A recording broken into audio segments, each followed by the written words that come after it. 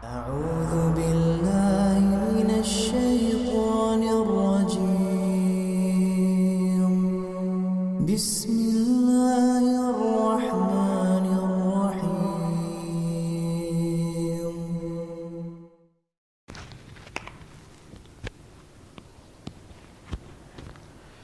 Bismillahirrahmanirrahim. Assalamualaikum warahmatullahi wabarakatuh. Innal hamdalillah nahmaduhu wa nasta'inuhu wa nastaghfiruh wa na'udzu billahi min shururi anfusina wa min sayyiati a'malina. Man yahdihillahu fala mudilla lahu wa may yudlil fala hadiya lahu. Asyhadu an la ilaha illallah wahdahu la syarika lahu wa asyhadu anna Muhammadan 'abduhu wa rasuluhu la nabiyya wa la rasula ba'dahu. Ya ayyuhalladzina amanu ittaqullaha haqqa tuqatih wa la tamutunna illa wa antum muslimun. Ya ayyuhan nasu ittaqu rabbakumul ladzi khalaqakum min nafsin wahidah wa khalaqa minha zawjaha wa batha minhuma rijalan katsiran wa nisaa'a wattaqullaha alladzi tasaaluna bihi wal arham innallaha kana 'alaikum raqiba. Ya ayyuhalladzina amanu ittaqullaha wa qulu qawlan sadida yuslih lakum a'malakum wa yaghfir lakum dhunubakum wa may yuti'illaha wa rasulahu faqad faza fawzan 'azima. Amma ba'du fa inna asdaqal hadithi kitabullah wa khairal hadi hadi nabiyina Muhammadin sallallahu alaihi wasallam wa syarral umuri muhdatsatuha fa inna kulla muhdatsatin bid'ah wa kulla bid'atin dhalalah wa kulla dhalalatin finnar. Masyiral muslimin, jamaah salat subuh yang semoga selalu dalam lindungan dan penjagaan Allah Subhanahu wa taala. Kembali kita dikumpulkan oleh Allah Subhanahu wa taala di salah satu rumah Allah Subhanahu wa taala di muka bumi ini. Ini adalah sebaik-baik tempat yang ada di muka bumi, yang alhamdulillah kita berkumpul di dalamnya. Semoga kita diberikan kemudahan untuk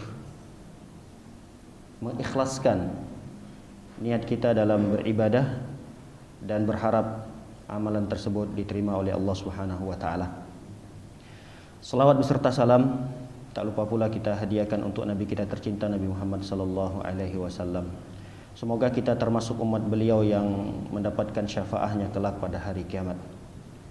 Para hadirin yang dimuliakan oleh Allah Subhanahu wa taala, kita kembali melanjutkan kajian kita, pembahasan kitab Sirah An-Nabawiyah Ar-Rahiqul Makhtum, di mana pada pertemuan ini kita akan membahas detik-detik Rasul sallallahu alaihi wasallam meninggalkan kota Mekah, dan disebut dengan fase Mekah. Rasul sallallahu alaihi wasallam hampir 13 tahun kurang lebih berada di kota Mekah setelah diangkat menjadi rasul. Nah, ini akan kita jelaskan sedikit detik-detik Rasul sallallahu alaihi wasallam meninggalkan kota Mekah yang disebut dengan peristiwa hijrahnya Nabi sallallahu alaihi wasallam. Sempat kita sedikit menyinggung tentang hijrahnya Nabi sallallahu alaihi wasallam, di mana ada beberapa sahabat terlibat di sana di saat hijrahnya Nabi, terutama sahabat yang mulia Ali bin Abi Thalib. Begitu juga Abu Bakar radhiyallahu taala anhum. Ali bin Abi Thalib memiliki peran penting dalam hijrah Nabi sallallahu alaihi wasallam, karena di saat itu Ali bin Abi Thalib rela mengorbankan nyawanya, tidak hanya sekedar harta tapi nyawa, karena beliau menempati tempat di mana Rasul sallallahu alaihi wasallam biasa tidur. Rasul tidur di satu tempat, yang di tempat tersebut, yang rumah itu sedang dikepung oleh para pemuda-pemuda dari berbagai macam suku yang ada di Mekah ketika itu. Kita sudah jelaskan bahwa pembesar-pembesar Quraisy ada 11 orang. Nah, mereka mensepakati. Apa yang mereka sepakati? Yang mereka sepakati adalah mengutus setiap pemuda dari setiap suku. Bayangkan, di Quraisy itu puluhan suku. Nah, setiap suku itu mengutus pemuda dilengkapi dengan senjata, pedang, yang mereka sudah bersepakat bahwa malam ini, malam-malam detik di mana Rasul akan meninggalkan Mekah, malam tersebut rumah Rasul dikepung. dan para pemuda itu akan siap menghunuskan pedangnya tatkala ada aba-aba perintah dari Abu Jahal dan CS-nya. Nah, ketika Rasul sallallahu alaihi wasallam berada dalam kondisi yang bahaya, Rasul sallallahu alaihi wasallam diberikan wahyu oleh Allah Subhanahu wa taala untuk keluar rumah dengan membaca satu ayat dari surah Yasin. Ayat tersebut berbunyi, a'udzubillahi minasyaitonirrajim wa ja'alna min baini aydihim sadda wa min khalfihim sadda fa awshaynahum fahum la yubsirun. Kata Allah Subhanahu wa taala, baca ayat ini, lalu Rasul sallallahu keluar seraya membaca ayat tersebut, membawa pasir-pasir, debu-debu, dan Rasul letakkan di kepala-kepala mereka. Dalam kondisi mereka terjaga. Mereka tidak tertidur. Yang mengepung rumah Rasul sallallahu alaihi wasallam, para pemuda-pemuda tadi, itu dalam kondisi terjaga. Tapi Allah jadikan di depan mereka sadda. Sadda itu penghalang. Dari depan mereka Allah jadikan penghalang, di belakang mereka Allah jadikan penghalang. Seakan-akan ketika Rasul sallallahu keluar, mereka tidak bisa melihat sosok Rasul keluar. Padahal mereka bisa melihat yang lain. Antara satu dengan yang lain mereka bisa berkomunikasi, mereka bisa melihat. Tapi khusus kepada Rasul SAW, Rasul keluar dari rumah, padahal mereka sudah jaga di depan rumah Rasul, sudah jaga ketat. Sekeliling rumah Rasul SAW dijaga. Rasul keluar, lalu kemudian Rasul bawa debu, Rasul sengaja letakkan debu-debu itu di atas kepala-kepala mereka. Nah, lalu Rasulullah melewati mereka. Dan ketika Rasul SAW lewat, dilihat oleh beberapa orang. Ini Muhammad sudah lewat. Terus mereka mau ngepung apa? Ngapain mereka ngepung-ngepung Rasul saja udah nggak ada di rumahnya? Diingatkan. Kalian ngapain? Sudah ngepung rumah Muhammad. Terus Muhammad sudah pergi. Kok kalian tidak ngapa-ngapain? Katanya mau nangkap, katanya mau bunuh. Kaget mereka, nggak percaya mereka. Dari mana Muhammad pergi? Mana jalan Muhammad keluar? Dari mana jalannya? Lalu kemudian untuk meyakinkan para pemuda-pemuda tersebut bahwa Nabi Muhammad sudah keluar dari rumahnya, coba kalian perhatikan di atas kepala kalian. Ada pasir, ada debu. Dilihat oleh mereka, wah iya, kok semua kepala kami ada debunya? Siapa yang meletakkan ini? Yang melakukan itu adalah Muhammad. Baru kaget mereka. Akhirnya Nabi Muhammad SAW lolos dari kepungan tersebut. Nah, para hadirin dan hadirat dimuliakan oleh Allah Subhanahu wa taala. Kemudian orang-orang kafir Quraisy tentu tidak tinggal diam.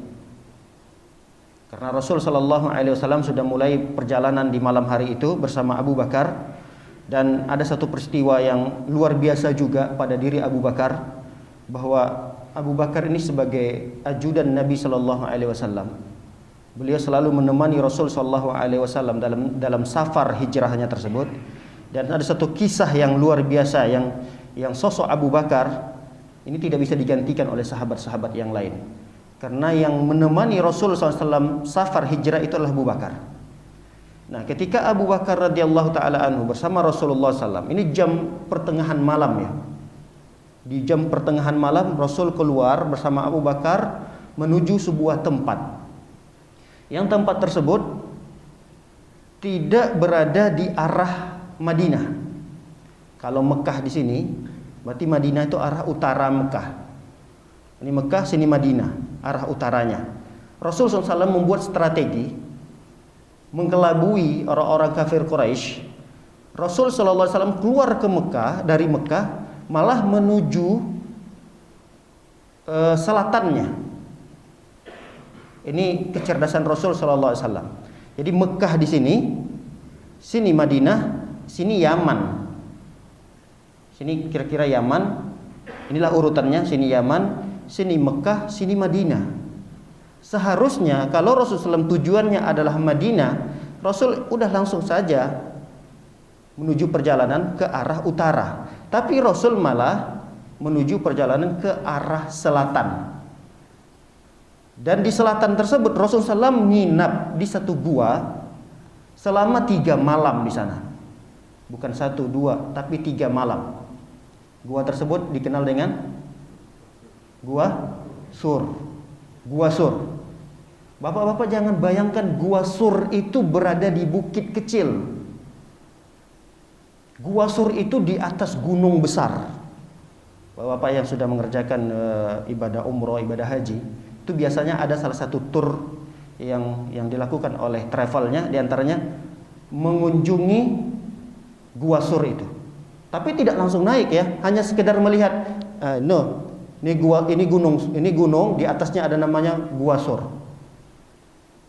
Nah, itu perjalanan untuk menuju Gua Sur itu penuh dengan rintangan, tantangan.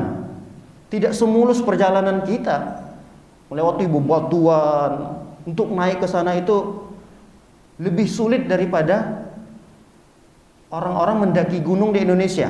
Orang-orang mendaki gunung yang sekarang banyak dinaiki oleh manusia, itu jalannya udah ada. Jalannya enak. Untuk naik ke Gua Sur itu luar biasa pengorbanannya. Sampai di atas bukitnya ada gua sangat kecil guanya. Guanya itu nggak bisa kita sampai selonjoran tiduran, selonjoran lurusin kaki, badan, nggak bisa. Guanya kecil dan itu ditempati oleh 2 orang, yaitu Nabi dan Abu Bakar. Sehingga Abu Bakar mengatakan kepada Rasulullah, "Wahai Rasulullah, jangan masuk ke dalam goa tersebut kecuali saya pastikan goa itu aman." Lalu Abu Bakar masuk, periksa dulu goanya. Ketika goa itu ada sesuatu yang akan membahayakan, maka Abu Bakar membersihkannya. Di antara yang dilakukan oleh Abu Bakar adalah mendapati ada lubang-lubang di goa tersebut. Di dalam lubang-lubang ini tidak diketahui, bisa jadi dalam lubang itu ada binatang-binatang yang berbisa. Lalu Abu Bakar kemudian menyobek sebahagian bajunya, disobek oleh beliau untuk menutupi lubang tersebut. Disobek lagi, tutupin. Tersisalah 2 lubang yang belum tertutupi, karena memang kalau disobek semua baju beliau nanti terlihat dan tersingkap auratnya. Apa yang dilakukan oleh Abu Bakar? 2 lubang yang tersisa itu ditutup dengan kedua telapak kakinya. Rasul dipanggil, "Wahai Rasulullah, silakan masuk dalam goa beristirahat." Istirahat Rasulullah SAW, masuk, lihat goanya sempit. Rasul mau tiduran, nggak cukup selonjoran, tiduran badan lurusin nggak bisa. Lalu kemudian Abu Bakar menyiapkan pahanya. Abu Bakar dalam kondisi duduk, bersender duduk, kedua kakinya menutupi lubang tadi. Akhirnya Rasul masuk dan dijadikanlah paha Abu Bakar sebagai alas tidur Rasul Sallallahu Alaihi Wasallam. Nah, para hadirin yang dimuliakan oleh Allah Subhanahu Wa Taala, di saat sedang enaknya Rasul beristirahat karena capek, semalaman belum tidur. Lalu kemudian Abu Bakar disengat oleh binatang yang berbisa. Apakah itu kalajengking, tidak disebutkan, atau ular dari lubang tersebut. Kakinya disengat, sakit. Tapi Abu Bakar karena melihat Rasul sedang enak istirahat di paha beliau, lalu kemudian Abu Bakar menahan rasa sakit itu. Beliau tidak merintih. Kalau beliau merintih, aduh, takut bangun Rasulullah. Akhirnya beliau tahan, tidak sedikit pun dari lisan beliau suara keluar. Tapi dalam kondisi beliau menahan suara, ada yang tidak beliau bisa tahan, yaitu air mata. Karena menahan rasa sakit tadi, air matanya nggak bisa tertahan, keluar. Meneteslah di pipi Rasul Sallallahu Alaihi Wasallam. Terbangun Rasulullah. Air apa ini? Dilihat, rupanya Abu Bakar nangis. Kenapa wahai Abu Bakar? Ya Rasulullah, kaki saya tersengat, kaki saya sakit. Lalu Rasul SAW bangun dan Rasul ludahkan di kaki beliau yang sedang sakit itu, langsung seketika sembuh. Nah, para hadirin yang dimuliakan oleh Allah Subhanahu Wa Taala, apa yang dapat kita ambil pelajaran dari Abu Bakar ini? Beliau ini menemani Rasul Sallallahu Alaihi Wasallam. Apa sih yang dilihat dari Rasul itu? Andai kata Rasul memang sosok seorang pemimpin, tapi dari kepemimpinan Rasulullah itu apa yang mau diambil oleh Abu Bakar? Beda dengan seseorang yang dekat dengan pemimpin, dia mendampingi, dia akan selalu menjaga pemimpin tersebut, karena ada nilai duniawi yang dia dapatkan. Misalnya presiden, seorang presiden, ada ajudannya. Kemana presiden ini dia ikuti, dia akan jaga keamanan seorang presiden tersebut. Dia senang dengan pekerjaan itu. Kenapa dia senang?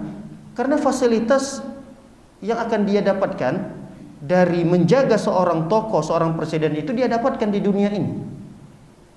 Fasilitasnya lengkap, kendaraan, apa semua, tunjangan-tunjangan yang lainnya dia akan dapatkan. Abu Bakar, apa yang dia dapatkan?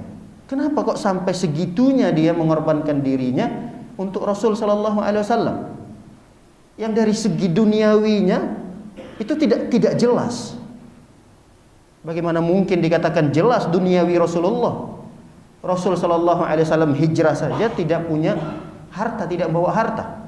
Bahkan biaya hijrah Rasul Sallallahu Alaihi Wasallam ditalangin sama Abu Bakar. Abu Bakar yang menyiapkan 2 kuda. 1 kuda buat Abu Bakar, 1 kuda buat Rasul Sallallahu Alaihi Wasallam, yang masing-masing kuda itu dilengkapi dengan perbekalannya. Dan kedua kuda itu disiapkan oleh Abu Bakar. Nah, Rasul Sallallahu Alaihi Wasallam ketika itu melihat 2 kuda yang disiapkan oleh Abu Bakar, Rasul mengatakan, apa ini? Ini 2 kuda yang sudah aku persiapkan ya Rasulullah. Jauh hari saya sudah persiapkan. Saya ingin mendapatkan bagian pahala dari hijrahmu ya Rasulullah. Kata Rasulullah, bisaman ya Abu Bakar. Enggak, aku akan bayar wahai Abu Bakar. Rasul enggak mau. Aku akan bayar wahai Abu Bakar. Ini menunjukkan, kata para ulama, bahwa Rasul Sallallahu Alaihi Wasallam kali ini beliau tidak ingin Abu Bakar ikut serta dalam pengambilan pahala hijrah yang dilakukan oleh Rasul Sallallahu Alaihi Wasallam. Hal ini juga bagi kita sebuah pelajaran bahwa boleh hukumnya bagi seseorang yang mampu, misalnya dia kaya raya, lalu kemudian dia bangun masjid sendirian. Lalu ada orang yang ikut serta, Pak, saya mohon izin ikut membantu 1 sak semen atau 100 bata. Oh, mohon maaf Pak, kata panitianya, ini masjid sudah dibangun oleh seseorang. Jadi dia tidak ingin ada orang lain ikut serta dalam pembangunan ini. Bolehkah seperti itu? Boleh, kata para ulama. Itu yang dilakukan oleh Rasul Sallallahu Alaihi Wasallam. Kali ini Rasul Sallallahu Alaihi Wasallam, ibadah yang ingin beliau lakukan, karena ibadah hijrah inilah ibadah yang sangat agung, ibadah yang sangat besar. Beliau tidak ingin serta orang lain masuk terlibat dalam ibadah tersebut. Sehingga Rasul Sallallahu Alaihi Wasallam mengatakan, bisaman ya Abu Bakar. Enggak, saya tidak terima kuda dan beserta dengan perbekalannya, tidak saya akan terima kecuali saya akan bayar senilai itu. Nah, Abu Bakar tidak bisa berbuat apa-apa. Ya udah, setujui oleh Abu Bakar radhiyallahu taala anhu. Baik, para hadirin dan hadirat dimuliakan oleh Allah Subhanahu wa taala. Kemudian mulailah beberapa yang terlibat selain Abu Bakar, ada anaknya, ada hamba sahayanya. Di antara anaknya yang terlibat dalam hijrah Rasul SAW adalah Abdullah bin Abi Bakar. Kemudian ada seorang budak beliau, pembantu beliau, namanya Amir bin Fuhairah. Nah, apa keterlibatan mereka berdua ini? Yang pertama, Abdullah, putranya Abu Bakar. Jadi selama Rasulullah SAW 3 hari di dalam gua tersebut, yang mengirimkan makanan, yang memberikan informasi tentang orang-orang Quraisy adalah Abdullah ini. Jadi kalau udah malam-malam, udah sepi orang, tidak ada, di tengah malam Abdullah ini naik di gunung tadi untuk menuju Gua Sur. Bertemu dengan Rasulullah, bertemu dengan Abu Bakar, membawa makanan, kemudian menyampaikan informasi yang beliau dapatkan tentang orang-orang Quraisy. Tidur Abdullah beberapa jam bersama Rasul dan Abu Bakar di goa tersebut, di luar goa, seraya berjaga-jaga. Besoknya turun lagi, begitu seterusnya. Nah, ada pembantunya Amir bin Fuhairah ini, sengaja Abu Bakar menyuruh Amir bin Fuhairah membawa segerombolan kambing yang banyak untuk dikembala di sekitar itu. Fungsinya adalah menutup jejak-jejak Nabi Sallallahu Alaihi Wasallam dengan Abu Bakar ini. Sampai-sampai dalam riwayat itu diceritakan supaya tidak terbaca jejak Rasulullah dan Abu Bakar, maka Rasul SAW jalannya itu tidak normal seperti kita gini, dijinjit kakinya oleh Rasulullah. Jadi ujung kaki, ujung jari ini yang digunakan oleh Rasulullah untuk naik ke bukit tersebut, supaya nggak terbaca jejak itu. Lalu kemudian ditutupi lagi oleh segerombolan kambing tadi yang dikembala oleh budaknya Abu Bakar yang bernama Amir bin Fuhairah. Ditutup jejak itu, dilewatin oleh kambing-kambing, domba-domba, sehingga jejak Rasul SAW tidak terlihat. Baik, hal ini sudah berusaha dilakukan oleh orang-orang kafir Quraisy untuk menemui sosok Nabi SAW ini. Udah keliling-keliling di sekitar Mekah, bahkan di setiap sudut-sudut Mekah sudah dijaga. Mereka tahu betul Nabi Muhammad belum keluar dari Mekah, sehingga setiap sudut-sudut kota Mekah itu dijaga ketat. Tapi mereka tidak mendapatkan, tetap tidak menemui Nabi Muhammad SAW. Semakin kesal. Apa yang sudah mereka upayakan, apa yang sudah mereka maksimalkan untuk menemui Rasulullah SAW ini tetap tidak berhasil gitu.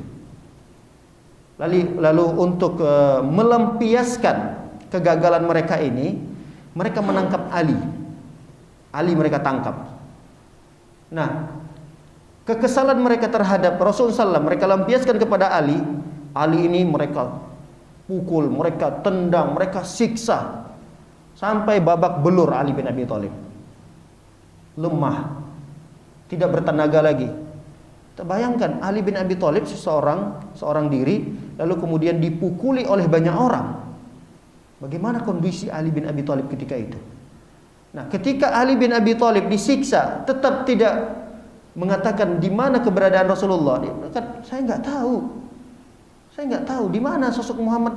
Saya nggak tahu, sekarang nggak tahu saya. Tapi tetap disiksa. Kasih tahu atau tidak nih? Saya nggak tahu. Dipukul lagi, diinterogasi dengan cara kekerasan. Karena Ali tetap tutup mulut dan tidak mengetahui memang di mana keberadaan Rasul SAW. Akhirnya orang-orang kafir Quraisy berpindah kepada keluarganya Abu Bakar, karena mereka tahu bahwa perjalanan Rasulullah SAW ditemani oleh Abu Bakar. Ini pasti keluarga Abu Bakar tahu ini. Datanglah ke rumah Abu Bakar. Ketika sampai ke rumah Abu Bakar, ditanya keluarganya, di antara yang ditemui di rumah tersebut adalah Asma. Asma ini putrinya Abu Bakar. Ditanya Asma, diinterogasi. Saya nggak tahu. Mana ayahmu? Nggak tahu. Mana Muhammad? Nggak tahu. Kesallah Abu Jahal. Abu Jahal kesal. Dia tampar Asma itu. Ditampar sama dia. Wah, sampai dalam satu riwayat tersebut, anting-anting yang dipakai oleh Asma ketika itu lepas. Ini saking kencangnya. Itu kan anting biasanya ya kuat dia, gantung di telinga itu kan kuat dia.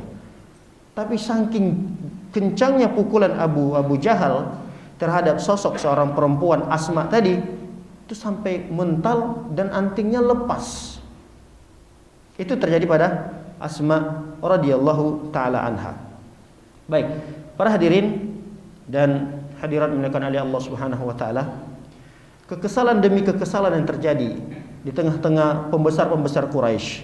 Lalu kemudian pembesar Quraisy membuat suatu sayembara, dikumpulkan oleh mereka, siapapun yang menemui Muhammad baik dalam kondisi hidup maupun mati, maka kami akan ganjar dengan 100 ekor onta. Semakin bersemangat lagi orang-orang mencari. Yang tadinya mencarinya udah agak putus asa, sudah ke sana ke sini, pojokan sana, pojokan sini nyarinya, tapi nggak sampai mungkin naik gunung itu, karena nggak mungkin lah Muhammad sampai naik ke sana. Tapi karena ada sayembara tadi yang dibuat oleh pembesar-pembesar Quraisy, yang hadiahnya itu bukan kecil, hadiahnya itu 100 ekor onta. Anggaplah satu ekor onta 100 juta. Karena ontanya bukan anak-anak, bukan onta kecil, ontanya onta besar. Anggaplah satu onta itu 100 juta. Kira-kira kalau 100 ekor onta berapa? Berapa rupiah di kita? Berapa? 10 M. Bayangkan, hadiah untuk menemui Nabi Muhammad SAW, baik itu dalam kondisi hidup maupun mati, tetap akan diberikan hadiah sebesar 10 M. 10 M ini apa nih? 10 miliar ya. 10 miliar. Bagaimana mereka tidak bersemangat? Karena ada hadiah iming-iming dari pembesar Quraisy itu adalah di antara mereka orang-orang kafir Quraisy ini naik ke atas bukit itu, ke atas gunung itu, naik ke atas. Tapi ya qadarullah, Allah Subhanahu wa taala menolong Abu Bakar, menolong Nabi Muhammad sallallahu alaihi wasallam yang mereka orang-orang kafir Quraisy ini sudah naik ke atas bukit itu, di atas puncaknya, tapi Allah halangi mereka untuk tidak melihat.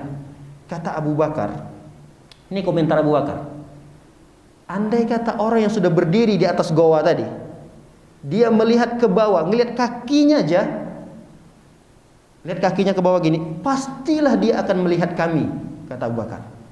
Menunjukkan bahwa sudah ada orang yang sampai ke sana. Cuma Allah Subhanahu wa taala halangi mereka ini untuk bertemu dengan Nabi Muhammad dan Abu Bakar. Sampai Abu Bakar gitu udah ketakutan sekali. Udah ketakutan luar biasa, ditenangkan oleh Rasulullah. Tenang. Bagaimana persangkaanmu wahai Abu Bakar? Kita berdua, lalu yang ketiganya adalah Allah. Diingatkan lagi oleh Rasulullah, jangan takut. Bersama kita Allah Subhanahu wa taala. Tenang lagi Abu Bakar ini. Tapi ada dalam riwayat-riwayat yang menceritakan kenapa orang-orang yang sudah sampai ke gunung tersebut, ke Gua Sur itu, mereka tidak melihat, tidak langsung masuk gitu ngecek. Ada beberapa riwayat, tapi riwayat itu banyak dilemahkan oleh para ulama. Di antaranya di gua itu, di pintu gawanya banyak laba-laba. Jadi laba-laba itu membuat rumah-rumahnya gitu. Sehingga mereka berpersangka nggak mungkin ada dalam gua itu. Karena gawanya banyak sarang laba-laba. Kalau ada di sana pasti sarang laba-labanya rusak. Orang masuk pasti rusak. Kemudian mereka lihat banyaknya burung-burung merpati, burung-burung dara itu sedang bertelur di situ. Tapi ini riwayatnya dilemahkan oleh para ulama. Yang benar Allah alam bisawab, tidak ada apapun di sana. Tidak ada suatu apapun di sana. Hanya saja Allah Subhanahu wa taala memang menyelamatkan Nabi Muhammad SAW dan Abu Bakar ketika itu. Sehingga Abu Bakar mengatakan, yang mereka sudah di atas puncak gunung itu, andai kata mereka jangankan melihat pintu goanya, melihat ke kaki saja gitu, itu pasti mereka akan menemui dan mendapati kami ada dalam goa tersebut. Baik. Setelah 3 hari selesai nih, Rasul 3 malam nginap di penginapan yang sempit, serba sederhana, bukan sederhana lagi, jauh di bawah sederhana. Gak ada kasur, gak ada bantal, gak ada apa-apa di sana. 3 malam Rasul bertahan di sana. Sudah mulai orang kafir Quraisy agak putus asa menemui, nggak temu nih, nggak dapat lagi sosok Muhammad. Sudah mulai mereka putus asa. Keluarlah Rasul dari persembunyian itu. Mencoba Rasul SAW berjalan ke arah Madinah. Tadi Rasul SAW sudah mengarah kepada selatan. Sekarang Rasul balik arah menuju ke Madinah. Ini Mekah tadi, Rasul ke sini Madinah, Rasul mulai balik arah lagi. Hari keempatnya Rasul keluar balik arah, dan Rasul menempuh satu jalan yang jalan itu tidak pernah dilewati oleh manusia. Setelah kita kan ada jalan raya, ada jalan tikusnya. Nah, yang dilewati oleh Rasul itu sama Abu Bakar adalah jalan tikusnya. Nanti Abu Bakar sudah berjanji, mengikat suatu perjanjian dengan penunjuk jalan, guide-nya lah kalau kita. Guide-nya bernama Abdullah bin Uraiqit Al-Laisi. Abdullah bin Uraiqit Al-Laisi. Abdullah bin Uraiqit ini ketika itu masih kafir ya. Ini belum muslim. Tapi karena memang Abu Bakar menyewa jasanya untuk menunjuk jalan, karena yang tahu jalan-jalan tikus itu, jalan-jalan kecil adalah Abdullah bin Uraiqit ini. Kalau jalan besar semua orang tahu, termasuk Abu Bakar. Tinggal ngikutin jalan utama saja, jalan lintasnya, selesai. Tapi Abdullah bin Uraiqit ini disewa oleh Abu Bakar untuk menunjukkan jalan yang tidak biasa dilewati manusia. Nah, sampailah suatu tempat yang Abu Bakar Rasul berjanji untuk bertemu. Nanti kita ketemu di hari kesekian ya. Ditunggulah oleh Abdullah tadi. Nah, Abdullah bin Uraiqid ini menunggu satu tempat yang sudah dijanjikan, membawa 2 ekor kuda tadi di sana. Ditambah lagi dengan hamba sahayanya bernama Amir bin Fuhairah. Berarti ada berapa orang yang berangkat hijrah bersama Rasulullah? Semuanya? Berapa orang? 3 atau 5 atau 4? Ada 4. Kami ulangi supaya kita ingat. Yang pertama yang akan berangkat hijrah bersama Rasulullah SAW adalah Abu Bakar. Yang pertama ya Rasulullah, yang kedua Abu Bakar, yang ketiga hamba sahayanya tadi, namanya siapa? Amir bin Fuhairah. Kemudian yang keempat penunjuk jalan, namanya Abdullah bin Uraiqid Al-Laisi. 4 orang ini yang akan menemani hijrah Nabi sallallahu alaihi wasallam. Nah, ketika Rasul sallallahu alaihi wasallam bertemu di satu tempat tadi, janjian dengan Abdullah bin Uraiqid, lalu kemudian di perjalanan tersebut Rasul sallallahu alaihi wasallam belum memiliki perbekalan untuk dimakan. Saat itu ya, kalau perbekalan-perbekalan yang lainnya nanti ada. Cuma di saat itu yang siap untuk dimakan belum disiapkan oleh putrinya Abu Bakar bernama Asma.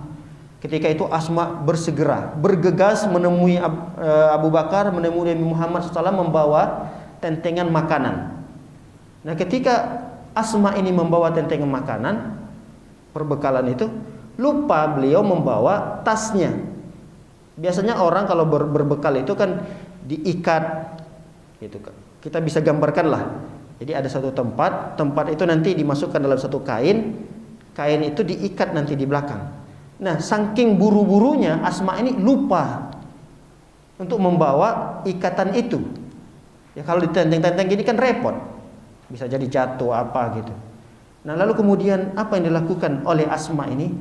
Dia punya ikat pinggang. Kalau orang dulu kalau mau serius dalam melakukan sesuatu atau dalam kondisi tergesa-gesa, biasanya mereka punya ikat pinggang yang bajunya ini diikat sama mereka. Nah, ikat pinggangnya ini berupa selendang lah, barangkali seperti itu.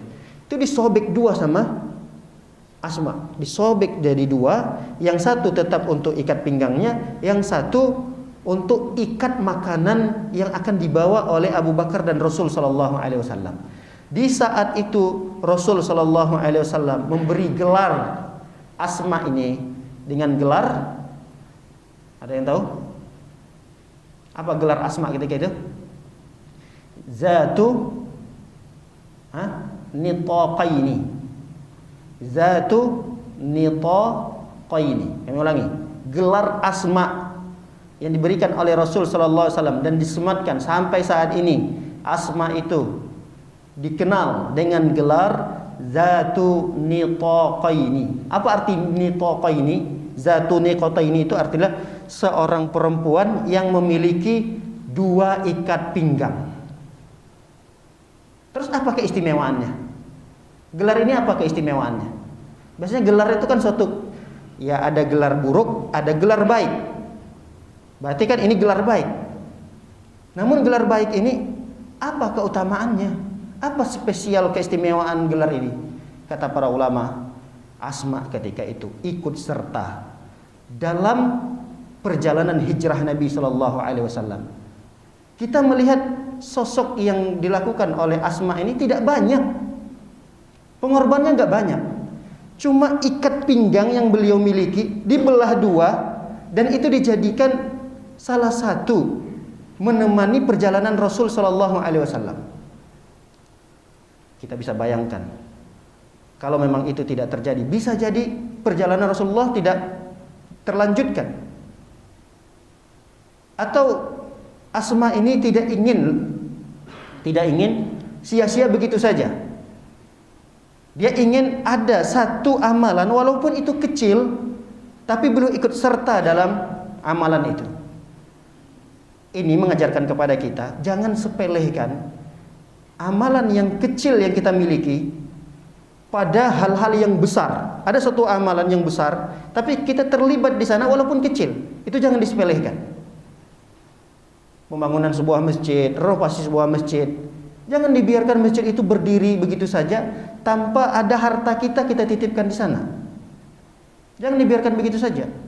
Ustaz, aduh nggak enak, malu saya kadang. Saya pikul-pikul satu sak semen atau saya bawa satu sak semen mau taruh di situ, nggak enak saya.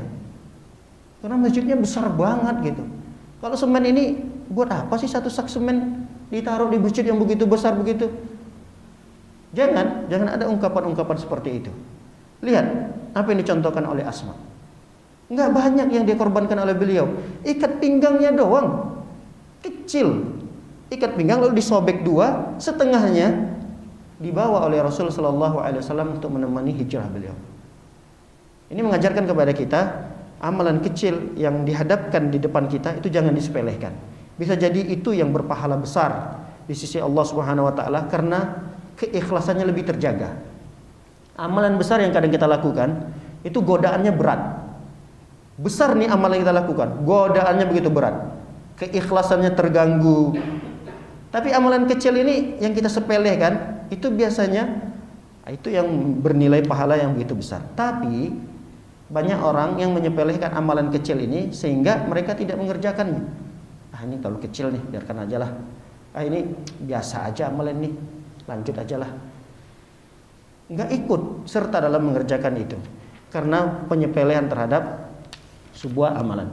Baik para hadirin dan hadirin dimuliakan oleh Allah Subhanahu wa taala, ada beberapa peristiwa yang terjadi di perjalanan Nabi sallallahu alaihi wasallam.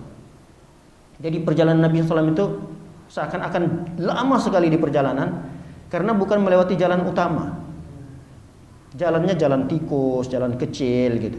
Jadi lama. Nah, di perjalanan itu Rasul dengan tiga sahabatnya yang lain tadi di perjalanan, satu yang masih kafir ya, bernama Abdullah tadi bin Uraikid.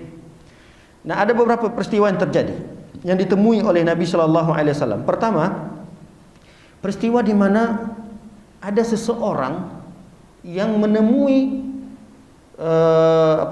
kafilah Rasul ini, rombongan Rasulullah. Satu orang ini ya termasuk orang yang sedang mencari tadi. Ini kan kabarnya sudah sampai di luar Mekah ya. Kabar untuk mendapatkan siapa yang menemui Muhammad, dia akan diberikan hadiah sebesar 100 ekor onta. Ini informasi ini sudah tersebar luas sampai di luar Mekah. Ya namanya dulu informasi tidak seperti sekarang. Orang kenal nama itu kenal. Sosok Muhammad ini dikenal semua. Cuma enggak kenal wajahnya. Nanti akan ada satu potongan riwayat ceritakan ketika Nabi SAW sampai di Madinah. Orang-orang Madinah enggak kenal. Yang mana Muhammad itu? Dari antara Abu Bakar, Muhammad, mana Muhammad itu enggak kenal. Nah, begitu juga di perjalanan ada orang yang ditemui, rombongan Rasulullah menemui seseorang menemui rombongan Rasulullah. Seseorang ini enggak kenal. Lalu kemudian Abu Bakar ditanya. Kata seorang ini siapa? Dijawab oleh Abu Bakar. Apa kata Abu Bakar? Hadzal rajul yahdini thariq. Ini yang kamu tanya laki-laki ini adalah seorang laki-laki yang akan menunjukkan jalan kami. Berbohong atau tidak Abu Bakar ini? Kami ulangi lagi. Laki-laki yang menemui rombongan Rasulullah tadi lewat nih. Si laki-laki ini bertanya, ini siapa laki-laki ini? Lalu kemudian Abu Bakar menjawab. Harusnya kan jawabannya ini Muhammad gitu. Tapi dijawab oleh Abu Bakar ketika itu, hadzal rajul yahdini thariq. Laki-laki ini adalah yang akan menunjukkan perjalanan kami. Berbohong atau tidak Abu Bakar? Hah? Kenapa tidak berbohong? Hah? Yang menunjuk jalan tadi siapa? Namanya Abdullah kan? Yang ditanya ini Muhammad, ini laki-laki ini siapa gitu. Malah dijawab oleh Abu Bakar, ini adalah laki-laki yang akan menunjukkan jalan kami. Berbohong atau tidak? Hah? Inilah disebut dengan tauriyah. Dalam ilmu bahasa Arab itu ada namanya tauriyah, tapi ini tidak boleh dilakukan kecuali dalam kondisi darurat. Apa itu tauriyah? Tauriyah itu adalah satu ungkapan yang memiliki dua makna. Kami ulangi. Dalam ilmu balaghah namanya, bahasa Arab itu ada cabang-cabang ilmunya namanya balaghah. Dalam ilmu balaghah itu ada satu pembahasan tentang tauriyah namanya. Tauriyah itu kira-kira maknanya beginilah. Ada satu ungkapan, yang satu ungkapan itu memiliki dua makna. Satu makna jauh, satu makna dekat. Paham nih? Tauriyah ini, saya nggak tahu dalam bahasa Indonesia istilahnya apa ini. Dalam bahasa Arab istilahnya tauriyah. Tauriyah itu satu ungkapan yang memiliki dua makna. Satu maknanya jauh, satu maknanya dekat. Nah, biasanya orang-orang kalau mendengarkan ungkapan ini, dia akan berpikir kepada makna yang dekat. Makna yang dekat. Kalau dikatakan ini adalah orang yang menunjukku jalan, apa makna dekatnya? Makna dekatnya, oh ini adalah penunjuk jalan. Oh ini guide. Ini guide-nya. Itu makna dekat. Tapi yang dimaksud dengan Abu Bakar ini adalah makna yang jauh. Makna jauh apa? Ini adalah orang yang menunjuk jalan kebenaran. Dia inilah orang yang menunjukkan kami kepada jalan kebenaran. Yang tadinya kami dalam kondisi tersesat, jalan kami dalam kondisi tersesat. Ini laki-laki menunjukkan kami ini jalan yang benar. Paham tauriyah? Kan ungkapan Abu Bakar tadi ini adalah sosok laki-laki yang menunjukkan jalan. Ada dua makna yang terkandung di sana. Ada makna dekat, makna dekatnya adalah oh ini guide yang menunjukkan jalan safar mereka. Tapi maksud Abu Bakar bukan makna dekat, melainkan makna yang jauh. Hal ini juga pernah dilakukan oleh Ibrahim alaihissalam. Ya tidak? Tauriyah ini pernah juga dilakukan oleh Ibrahim. Ada 2 kali, bahkan 3 kali dalam riwayat dilakukan oleh Ibrahim. Dan ini dalam kondisi darurat ya. Hal ini tidak boleh sedikit-sedikit pakai kata tauriyah ini. Ada orang nanti dia mau mengkelabui orang, kita ditanya dia jawab dengan tauriyah. Nggak boleh. Kecuali dalam kondisi darurat. Nabi Ibrahim juga pernah melakukan itu ketika beliau safar bersama istrinya, dicegat oleh satu pasukan, satu penjaga, sekelompok penjaga yang ditugaskan oleh Firaun. Siapa saja yang lewat membawa istrinya itu diambil. Istrinya diambil, dia si laki-lakinya, si suaminya disuruh lanjutkan perjalanan. Nah, sampailah Nabi Ibrahim tadi di segerombol pasukan ini, dia bawa istrinya. Istrinya yang bernama Sarah. Sarah ini seorang wanita yang cantik jelita. Lalu kemudian Nabi Ibrahim bertemulah dengan sekelompok pasukan ini, ditanya, perempuan ini siapa? Harusnya jawabannya apa? Istriku kan? Sarah itu kan istri Nabi Ibrahim. Harusnya jawaban ini siapa? Ini istriku. Tapi Ibrahim tahu kalau dijawab istriku, dia pasti akan diculik, diambil. Lalu kemudian Nabi Ibrahim menjawab ketika ditanya ini siapa, dijawab ukhti. Ukhti itu apa? Saudariku. Berbohong atau tidak Ibrahim? Berbohong tidak? Tidak, kata para ulama. Kenapa? Ketika itu Nabi Ibrahim menggunakan kalimat tauriyah dalam kondisi darurat. Tauriyah itu apa? Satu ungkapan yang memiliki 2 makna. Satu makna jauh, satu makna dekat. Ketika disebutkan ini adalah saudariku, orang akan memahami makna dekatnya. Oh, saudariku. Makna dekatnya adalah berarti ini adalah adik atau kakaknya Ibrahim. Itu makna dekatnya. Tapi Nabi Ibrahim menginginkan makna yang jauh. Ini adalah saudariku seakidah. Ini adalah saudariku seakidah.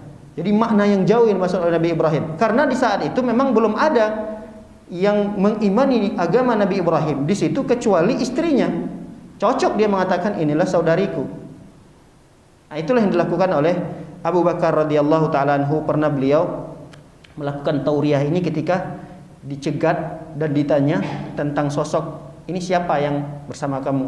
Dia jawab ini adalah dalil. Dalam sebuah riwayat dikatakan dalil. Dalil itu seseorang yang menunjukkan jalan perjalanan kami.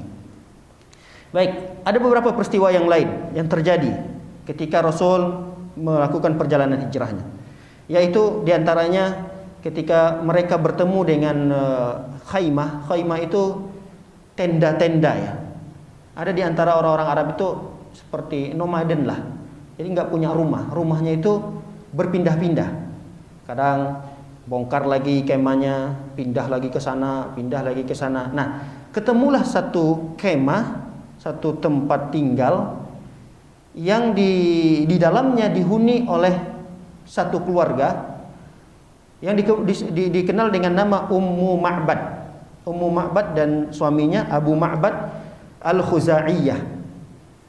Nah, ketika itu suaminya nggak ada di rumah, nggak ada di khaimah itu. Suaminya sedang mengembala domba-domba.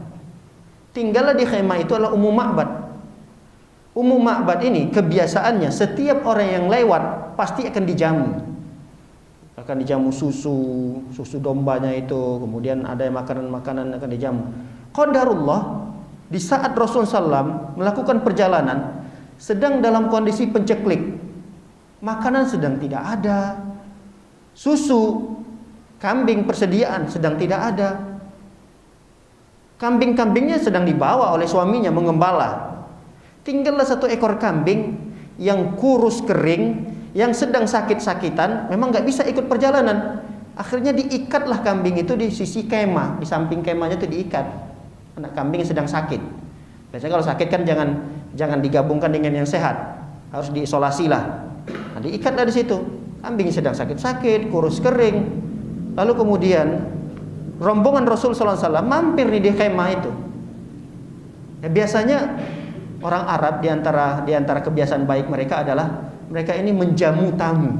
Baik itu tamu yang tidak dikenal, apalagi yang dikenal. Duduk, kemudian Rasul bertanya, adakah sesuatu yang bisa dijamu? Kata Ummu Ma'bad, enggak ada. Kami enggak memiliki apapun di dalam kemah ini. Kalau Ummu Ma'bad ini dikenal dengan orang yang sangat dermawan. Lalu kemudian Rasul bertanya, kalau kambing yang di sana ada susunya? Kata Rasulullah, kambing yang diikat tadi yang kurus kering yang sedang sakit-sakitan. Kata Ummu Ma'bad menjawab, enggak mungkin. Gimana ada susunya? Dia aja butuh pengobatan, gitulah bahasanya. Enggak mungkin, dia enggak ada susu. Karena enggak dikenal nih siapa orangnya. Dijawab aja dengan jawaban sederhana, enggak. Itu kambing sedang sakit. Lalu Rasulullah SAW minta izin, boleh enggak saya peras? Saya ambil susunya. Kata Ummu Ma'bad, ya silahkan. Tapi udah dijelaskan ini nggak ada susunya. Lalu kemudian ketika itu Rasul SAW mendekati kambing tersebut, lalu dilakukan pemerahan terhadap kambing itu. Susunya keluar banyak. Kaget Ummu Ma'bad melihat peristiwa tersebut. Lalu kemudian hasil dari perahan itu diminum oleh rombongan Rasul SAW. Rasul pun ikut meminumnya. Lalu kemudian masih banyak yang tersisa, disisakan oleh Rasulullah SAW dan ditinggalkan di kemah tersebut. Setelah selesai Rasulullah SAW beristirahat tidak lama-lama, karena perjalanan masih jauh, takut kalau lama-lama nanti akan ada musuh yang mengejar. Rasul izin melanjutkan perjalanan. Gak berapa lama pulanglah Abu Ma'bad suaminya, melihat dalam kondisi kayaknya tadi orang rame-rame ya. Iya, ada tamu datang tadi. Iya, kelihatan masih bekas-bekasnya kan. Ini susu dari mana? Ini susu dari rombongan tadi. Apakah mereka bawa hadiah untuk kita? Enggak.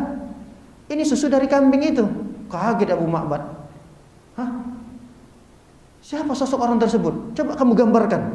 Digambarkanlah oleh si wanita tadi, Ummu Ma'bad tadi. Sosok orangnya begini. Oh, inilah orang yang sedang dicari-cari oleh orang-orang Quraisy. Mana dia? Sudah lanjut perjalanan. Mau dikejar oleh Abu Ma'bad, sudah enggak ketemu lagi. Abu Ma'bad mengejar bukan untuk menangkap, tapi untuk meyakinkan ini sosok Muhammad itu seperti apa sih? Dia ingin beriman kepada Nabi Muhammad SAW. Ini sosok yang sedang dicari-cari oleh orang-orang kafir Quraisy. Tapi sudah tidak ketemu karena Nabi Muhammad dan rombongan sudah melanjutkan perjalanan. Ini beberapa peristiwa yang terjadi. Ada satu peristiwa lagi dari sekian banyak peristiwa yang dialami oleh Rasulullah dalam perjalanan itu. Satu peristiwa lagi adalah peristiwa di mana Suraqah, namanya Suraqah bin Malik. Beliau ini sosok orang yang sangat antusias sekali, semangat sekali untuk mendapatkan Nabi Muhammad SAW ini. Karena hadiahnya besar, 100 ekor onta. Ini kan jalan pintas untuk cepat kaya. Wah, cepat banget nih kaya. dia bisa membunuh Muhammad atau menangkap Muhammad dalam kondisi hidup, dia nggak akan dihukum. Bagaimana dia bisa dihukum? Karena orang-orang kafir Quraisy, tokoh-tokohnya yang bertanggung jawab atas itu. Nah, kalau dia bunuh pun Nabi Muhammad, dia nggak akan dapat hukuman apapun, karena sudah ada penanggung jawabnya. Nah, Suraqah bin Malik ini pernah diceritakan oleh seorang ini nggak dikenal siapa ya, tapi seseorang ini memberikan informasi kepada Suraqah. Kata seseorang ini, wahai Suraqah, tadi di satu perjalanan saya melihat rombongan, ada 4 orang. Terus Suraqah bertanya, orangnya seperti apa? Orangnya begini. Kata Suraqah mengatakan, itu bukan orangnya, itu bukan Muhammad, saya kenal itu fulan sama fulan sama fulan sama fulan. Itu informan tadi yang berikan informasi tadi dikelabui oleh Suraqah. Supaya apa? Supaya yang mengeksekusi itu adalah Suraqah sendiri. Harusnya dia kan butuh orang lah untuk ini gitu, untuk membantu melancarkan misinya tadi. Tapi dia nggak ingin. Orang tadi malah dikelabuinya, dia katakan itu bukan Muhammad, itu fulan sama fulan sama fulan sama fulan. Udah nggak usah dikejar, biarin aja. Ketika orang yang informan tadi yang berikan informasi pergi dari Suraqah, dia pulang ke rumah, dia persiapkan kuda yang kencang, kuda yang besarnya, dipersiapkan kuda itu dengan senjata-senjata yang canggih yang dia punya, pedang dan seterusnya. Dia kejar rombongan tersebut. Ketika sudah sampai dekat dengan rombongan itu, Abu Bakar tahu ini di belakang ada yang ngejar. Tapi Nabi Muhammad SAW menenangkan, tenang, udah nggak usah ditoleh ke belakang, kita lanjutkan saja berjalan Rasulullah sama Abu Bakar dan yang lainnya. Suraqah dengan kencangnya menggunakan kuda tadi, tiba-tiba terprosok kudanya, jatuh. Kaki depan kuda itu seakan-akan masuk ke dalam sebuah lubang yang menyebabkan Suraqah mental jauh. Kudanya kudanya terguling. Kalau mobil terguling lah, kalau kuda apa? Ya kayak gitulah ya, terguling. Kudanya terguling, mental Suraqah tadi. Padahal udah dekat sekali, pedang udah terhunus, udah mau disabitkan kepada Rasul SAW. Ketika sudah mau dekat, tiba-tiba kudanya terperosok dan jatuh. Nah, kemudian Suraqah bangun lagi. Rasul menenangkan Abu Bakar, yang lain dah, udah nggak usah ditoleh ke belakang, kita lanjutkan aja perjalanan. Ditenangkan lagi oleh Rasul SAW Abu Bakar. Abu Bakar udah panik, mau membela Rasulullah, mau berdiri di sini, mau berkeliling di sini, mau ke depan sini, mau gini. Udah tenang aja, jangan jalan biasa aja, kata Rasul SAW. Suraqah pun berusaha dengan yang kedua kalinya. Dia ambil kudanya, dia bangunkan kudanya, dia ambil lagi pedangnya, dia tancapkan lagi gas, begitu kencangnya kuda tersebut, tinggal ditebas saja, ditebas kena Rasulullah. Tapi ketika mau nebas dengan kondisi kuda yang kencang tadi, terperosok lagi yang kedua kalinya, kuda itu terguling, kemudian mental lagi Suraqah. Suraqah nggak putus asa. Dia coba yang ketiga kalinya, dia bangunkan kudanya lagi, dia ambil pedangnya lagi, dia tancap gas lagi, kemudian dia mau tebaskan ke Rasulullah pedang tersebut, jatuh lagi. Ketika dia jatuh yang ketiga kalinya, berada di depan Rasul Sallallahu Alaihi Wasallam. Artinya kalau Rasul SAW ingin membunuh Suraqah ini gampang gitu, gampang, tapi dibiarkan oleh Rasul Sallallahu Alaihi Wasallam. Lalu Suraqah ketika itu memang belum beriman, tapi nanti ketika Rasul sampai hijrah beberapa tahun di Madinah, beliau ini akan masuk Islam. Tapi ketika itu Suraqah meminta suaka keamanan. Wahai Muhammad, saya dalam kondisi kafir. Kalau nanti seketika kaum muslimin menjadi besar, menjadi menang, berikanlah saya suaka keamanan bahwa saya nanti tidak diapa-apakan oleh kaum muslimin. Lalu Rasul SAW memerintahkan budaknya tadi, Amir, budaknya Abu Bakar, untuk menuliskan, Amir bin Fuhairah menuliskan suaka itu, bahwa kalau nanti bertemu dengan Suraqah, dia diberikan keamanan oleh Rasul SAW. Dia tidak boleh diapa-apakan oleh kaum muslimin.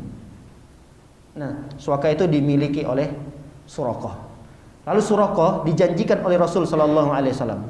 Kata Rasul sallallahu kepada Suraqah ini, "Wahai Suraqah, udahlah ikut saja dengan kami." Suraqah masih ada seperti apa ya? Penolakan lah. Penolakan ini ya karena gengsi. Lalu Rasulullah SAW menjanjikan suatu saat nanti kaum muslimin ini akan menguasai, kata Rasulullah SAW, kaum muslimin nanti suatu ketika akan menguasai 2 kerajaan besar di saat itu. Rasulullah SAW meninggal dunia dan Suraqah ini masih hidup. Ketika itu pada Khalifah Umar bin Khattab. Suraqah ini masih hidup sampai pada Khalifah Umar bin Khattab. Dan beliau menyaksikan betul-betul banyaknya harta rampasan perang berupa emas, perak dan yang lainnya di depan mata beliau, menunjukkan apa yang diucapkan oleh Rasul sallallahu alaihi wasallam terbukti. Nah, disinilah beliau itu semakin yakin dan semakin beriman kepada Rasul sallallahu alaihi wasallam. Ini kisah Suraqah ketika berambisi sekali untuk membunuh Nabi Muhammad sallallahu alaihi wasallam. Baik para hadirin dan hadirin oleh Allah Subhanahu wa taala, kita persingkat kisahnya. Sampailah Rasulullah SAW di Kubah. Kubah itu belum masuk Madinah ya.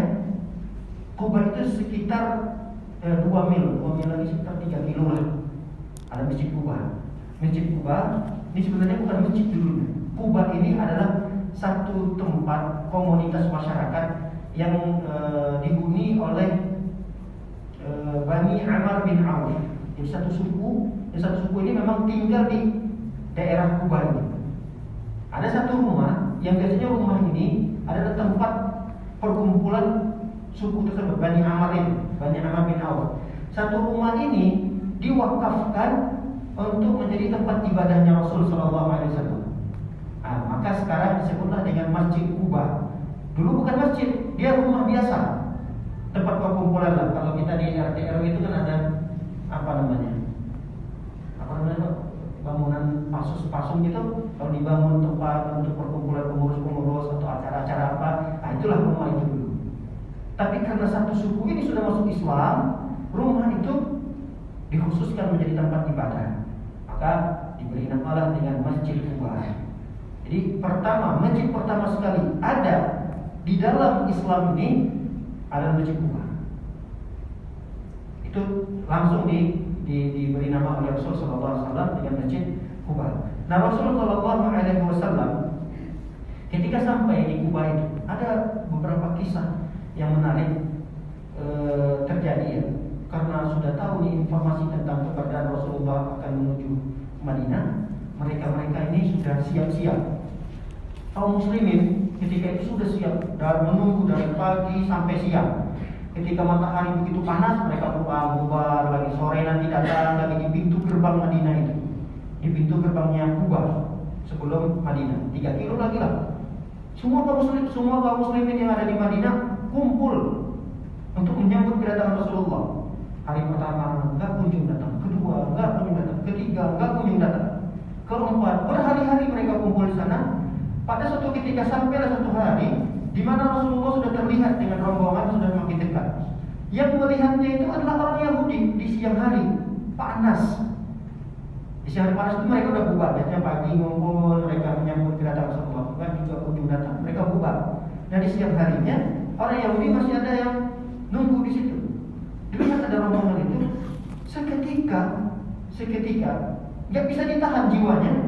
Orang Yahudi itu teriak mengatakan, "Ya ma'syara muslimin, wahai orang muslim, sosok laki-laki yang kalian tunggu, kakek kalian." Maksudnya situ adalah kakek kalian, kakeknya kaum muslimin, sedang menuju dan semakin dekat dengan tempat Kubah ini, daerah Bani Amr tadi. Wah, semua kaum muslimin kumpul lagi untuk menyambut Nabi sallallahu alaihi wasallam dan rombongannya. Ada satu peristiwa yang mengagetkan, di mana Abu Bakar, Rasul sallallahu alaihi wasallam, yang mereka kira Rasul itu adalah Abu Bakar. Jadi mereka udah lebih condongnya kepada Abu Bakar nih. Sedang menuju dan semakin dekat dengan tempat Kubah ini, daerah Bani Amr tadi. Wah, semua kaum muslimin kumpul lagi untuk menyambut Nabi Shallallahu Alaihi Wasallam dan rombongannya. Ada satu peristiwa yang mengagetkan, di mana Abu Bakar, Rasul Shallallahu Alaihi Wasallam, yang mereka kira Rasul itu adalah Abu Bakar. Jadi mereka udah lebih contohnya kepada Abu Bakar nih. Mereka dekat dengan Abu Bakar, biasalah pengen dekat melihat gini Abu Bakar dilihat. Nah, ketika Rasul SAW terkena sengatan matahari, lalu kemudian Abu Bakar berinisiatif mengambil bajunya, dijadikan payung untuk menaungi Rasul yang sedang kepanasan tadi. Ada di sinilah diketahui bahwa yang Rasul itu, sosok Muhammad itu adalah yang dipayungi tadi, bukan Abu Bakar. Abu Bakar ingin memberikan informasi itu secara tidak langsung, karena orang mengira Abu Bakar ini Rasulnya. Abu Bakar ingin menjelaskan, ini Rasul ini yang saya naungi ini gitu. Nah, para hadirin dan hadirat kepada Allah Subhanahu wa taala, banyak hal yang ingin kita sampaikan terkait dengan Kubah ini ya. Di Kubah ini Rasul sallallahu alaihi wasallam, kita singkat saja, beliau 4 hari di sana. Mulai dari hari Senin beliau masih di Kubah, belum masuk ke tanah haram Madinahnya. Tanah haram Madinah itu belum masuk ke sini. 4 hari beliau di sini, hari Senin, hari Selasa, hari Rabu, hari Kamis. Dan nanti di hari Jumatnya baru kemudian Rasul bergerak menuju Madinah. Karena nggak jauh, cuma tinggal 3 kilo lagi berjalan, paling setengah jam masuk ke Madinah. Nah, di hari Jumatnya Rasul berjalan masuk ke Madinah. Namanya di saat itu masih Yasrib. Ketika Rasulullah masuk menginjakkan kaki ke Madinah, langsung dirubah nama Yasribnya menjadi Madinatul Rasul. Namanya panjang, Madinatul Rasul. Kalau kita sekarang kan disingkat dengan Madinah. Maksudnya apa Madinah? Madinatul Rasul. Artinya itu adalah kotanya Rasul, kotanya Nabi Sallallahu Alaihi Wasallam. Dijadikan kota langsung ketika Rasulullah menginjakkan kaki. Dalam sebuah riwayat diceritakan ada anak-anak kecil perempuan yang menyambut kedatangan Rasulullah dengan diiringi syair. Kita mungkin sudah pernah hafal waktu kecil ya. Diiringi dengan syair oleh anak-anak kecil, saking gembira senangnya kedatangan Rasulullah, diiringi dengan syair Tala'al badru alaina min thaniyatil wada wajabat syukru alaina mada'a lillahi da ayyuhal mab'utsu fina jita bil amril muta'. Dilantunkan syair pasal. Tapi sebagian ulama mendhaifkan, termasuk Syekh Al-Albani mendhaifkan ini. Tapi sebagian ulama yang lain mensahihkan dan membenarkan adanya lantunan syair untuk menyambut kedatangan Rasul SAW. Yang melantunkan itu adalah anak-anak perempuan yang kecil-kecil.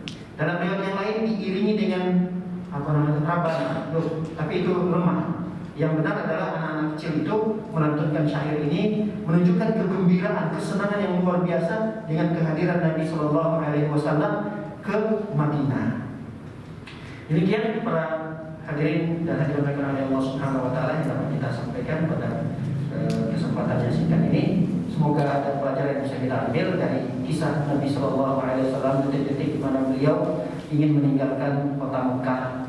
Dan ketika itu Rasul SAW masuk sudah menginjakkan kakinya kota Madinah, dan apa saja yang dilakukan oleh Rasul SAW di Madinah ini, karena disebut dengan fase Madinah nanti, ada beberapa hal yang dilakukan oleh Rasulullah dan itu tugasnya sangat besar, sangat berat. Insya Allah kita akan bahas pada pertemuan yang berikutnya. Wassalamualaikum warahmatullahi wabarakatuh.